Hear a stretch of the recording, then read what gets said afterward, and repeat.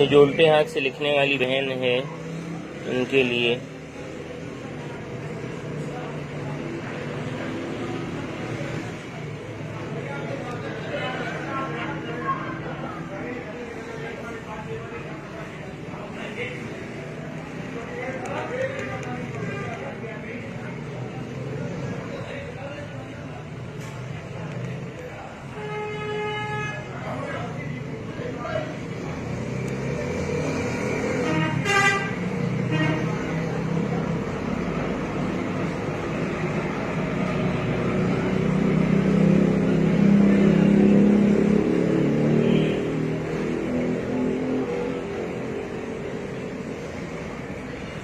और मेरा मशवरा है, क्योंकि वो लिखाई सीख रही हैं,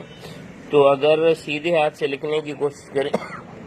शायद 1-1.5 महीना इनको लग जाए, मगर इंशाल्लाह बहुत ही बेहतरीन रिजल्ट आएंगे इनके अगर